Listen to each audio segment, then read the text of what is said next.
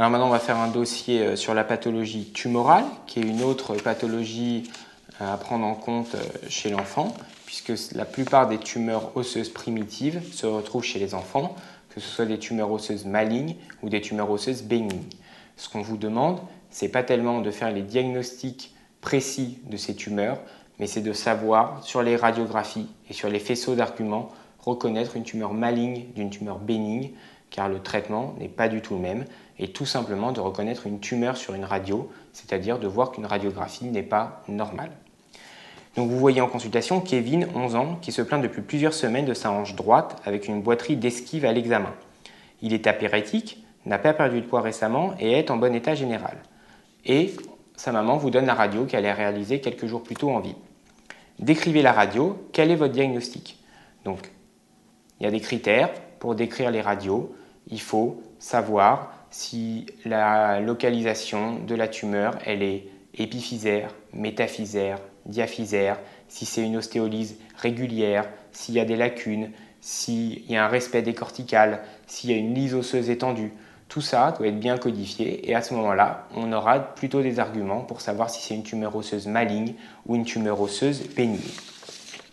Quand on regarde les radios, ce qui est important de voir, ce qui est en faveur de critères de malignité, c'est une ostéolyse qui est mal limitée, une réaction périostée, un émoussement des corticales, un envahissement des parties molles, même une rupture des corticales, des ossifications qu'on retrouve au sein des zones d'ostéolyse et ce qu'on appelle des ossifications en feu d'herbe qui sont perpendiculaires à l'os. Les critères en faveur d'une bénignité, ce sera une ostéolyse à contour net sur une tumeur qui sera métaphysaire ou épiphysaire, un respect des corticales, pas d'envahissement des parties molles et un liseré autour de la tumeur. Donc là, si on décrit la radio qu'on a ici, donc on a une radio de hanche droite qui montre une lésion lacunaire, claire, ovalaire, métaphysaire, située près du cartilage de croissance et qui occupe toute la largeur de l'os. Elle est centrée sur l'axe vertical de la diaphyse fémorale, c'est-à-dire qu'elle est plus haute que large. La lésion est bien limitée, avec une ostéolyse régulière, un respect des corticales. Elles sont minces, mais elles sont non rompues. Il n'y a pas visiblement d'envahissement des parties molles périlésionnelles. Donc ici, on est plutôt en faveur d'une tumeur bénigne. Cette image est en faveur d'une tumeur bénigne. Le diagnostic le plus probable, c'est celui d'un kyste osseux essentiel de l'extrémité supérieure du fémur droit. C'est une lésion métaphysaire qui est kystique, qui est remplie d'un liquide citrin et souvent, ça donne ces images où on voit le kyste osseux essentiel avec les logettes qu'on a dans la grande lésion. Là, on a l'impression qu'on a une grande lésion avec plusieurs petites logettes dedans remplies de liquide. Quel est le principal risque chez cet enfant et quel est le principe de votre traitement? On comprend bien que là, même si c'est une tumeur bénigne, le risque, il ne va pas être vital. Là, le risque, ça va être un risque fracturaire. Pourquoi? Parce qu'il y a un amincissement des corticales et il y a quand même une lyse osseuse. C'est-à-dire qu'il y a quand même une tumeur avec quelque chose qui remplace l'os. Donc l'os n'assure plus sa fonction mécanique, les corticales sont amincies. Donc le principal risque, c'est la fracture pathologique. D'autant plus qu'on est en zone portante. En zone portante, ça veut dire qu'il supporte le poids du corps. Par exemple, si vous avez des lésions au niveau des membres inférieurs, elles vont être en zone portante. Si vous avez des lésions au niveau des membres supérieurs, il y a beaucoup moins de risques de fracture spontanée parce qu'on ne marche pas sur les mains. Donc on n'a pas à supporter le poids du corps. Donc la plupart des kystes essentiels évoluent vers la guérison spontanée en migrant progressivement vers la diaphyse. Et souvent, la fracture, c'est un mode de guérison classique. Mais ici, on est quand même devant un risque fracturaire important avec une lésion haute et qui, si se fracture, peut donner de potentielles complications.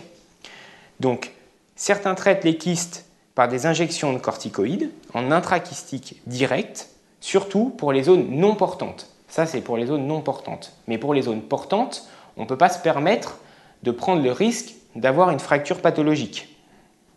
Donc, dans ces cas-là, on opte pour un traitement chirurgical avec curetage de la lésion à ciel ouvert c'est-à-dire qu'on va nettoyer toute la lésion, on va envoyer tous les prélèvements en anatomopathologie, bien sûr, pour confirmer le diagnostic de kyste osseux et de tumeur bénigne.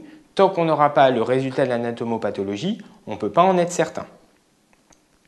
Et une fois qu'on a cureté toute la lésion, on la comble par une greffe osseuse et on fait une ostéosynthèse préventive pour permettre la bonne consolidation et la guérison. Donc bien sûr, dans les suites de cette chirurgie, l'appui est interdit puisqu'on a un risque fracturaire majeur. Ici, on a une image typique de tumeur bénigne, de kyste osseux. Dans tous les cas de figure, on ne vous reprochera jamais de faire une biopsie sous scanner ou une biopsie sous échographie d'une lésion tumorale avant de faire votre traitement. Vaut mieux faire une biopsie qui répond tumeur bénigne, même si on est sûr que c'est une tumeur bénigne, plutôt que de passer à côté d'une tumeur maligne et de traiter une tumeur maligne comme une tumeur bénigne, en ne respectant pas les marges de sécurité, ce qui peut être dramatique et conduire à des amputations. Donc là, on a vu un diagnostic de tumeur bénigne. Donc maintenant, vous voyez Julie, 8 ans, qui depuis plusieurs jours se plaint de sa cuisse droite. Elle est un peu indurée, augmentée de volume, un petit peu chaude. Elle n'a pas d'antécédent particulier et vous réalisez une radiographie ci-jointe. Décrivez-la et quelle est la principale orientation diagnostique. Donc on voit bien qu'il y a une différence entre la radio qu'on avait avant, qui montrait une lésion bien limitée, lacunaire, ovalaire, et ici une lésion qui est beaucoup moins bien limitée. Sur cette radio de face, on retrouve un épaississement des corticales, où on a un épaississement lamellaire des corticales, avec une réaction périostée, ce qu'on appelle en bulbe d'oignon, avec toutes les couches qui s'empilent les unes par rapport aux autres.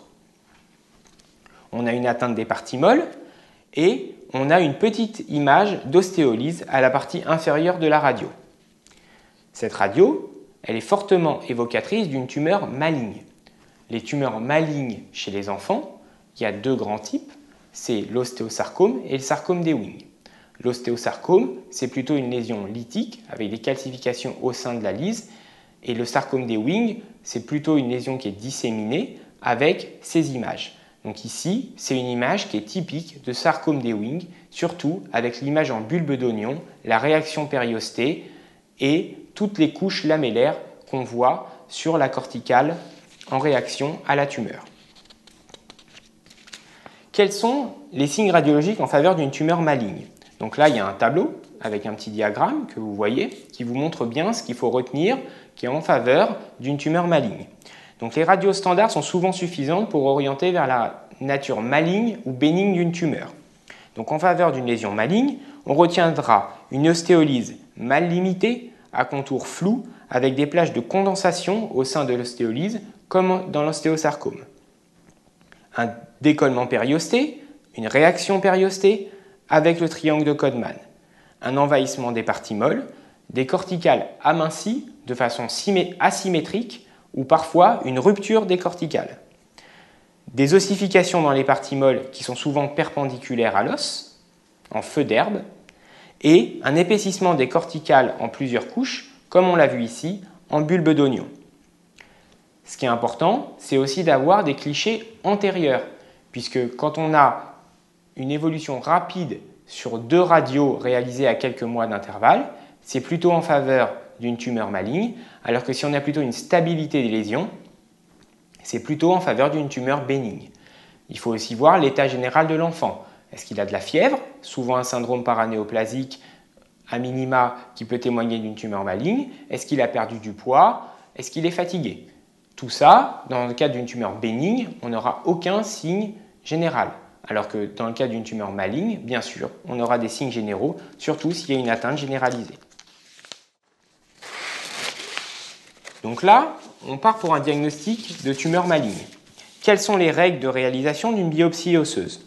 Donc il y a des règles précises pour être sûr d'être le plus carcinologique possible lors de l'exérèse complète. Puisque si on part potentiellement sur une tumeur maligne, le trajet biopsique devra être emporté et il faut faire attention à ne pas contaminer les tissus qui entourent la tumeur. Donc c'est une biopsie qui est réalisée au bloc opératoire sous anesthésie générale et il faut toujours que ce soit la même équipe qui réalise la biopsie et la chirurgie ultérieure, parce qu'il faudra que la chirurgie ultérieure emporte le trajet biopsique. Donc il ne faut pas faire une biopsie à un endroit où on ne repassera pas après. Ça, c'est très important. Si, par exemple, on a une tumeur du fémur où on prévoit de faire une résection du fémur et qu'on passera par une voie interne, il faut que la biopsie soit par voie interne, car elle sera potentiellement contaminée. Donc, il faut tenir compte de la chirurgie ultérieure qui sera carcinologique, car le trajet biopsique sera emporté dans la pièce de résection. Il faut donc que la chirurgie et la biopsie d'exérèse soient réalisées par le même chirurgien ou dans la même équipe. On réalise plusieurs prélèvements qui sont envoyés en anatomopathologie et en bactériologie de façon systématique. Et pour les tumeurs osseuses, souvent, il faut 15 jours à 3 semaines, avec, pour les sarcomes d'Ewing, souvent de la biologie moléculaire qui est réalisée. Donc ici, on donne le diagnostic de sarcome d'Ewing. On vous répond, l'anapathe, sarcome d'Ewing. Quel est votre bilan paraclinique avant de débuter le traitement? Ce qui est important chez les enfants, c'est la dissémination locale à moyenne distance et métastatique. Il faut voir la tumeur, sa taille localement. Est-ce qu'elle atteint d'autres zones de l'os avec des zones saines intercalées, c'est ce qu'on appelle des skip métastases, ou est-ce qu'il y a des métastases à distance, en particulier pulmonaires, dans les ostéosarcomes et les sarcomes d'Ewing, et c'est ça, l'atteinte pulmonaire, qui fait la gravité du pronostic. Donc le bilan biologique, c'est la NFS, la VS, la CRP pour le syndrome inflammatoire et les LDH qui peuvent être augmentés dans le sarcome d'Ewing. Pour le bilan de la tumeur primitive, on fait des radiographies entières du membre inférieur pour apprécier la longueur d'os éventuelle à réséquer, la taille de la tumeur et planifier la chirurgie.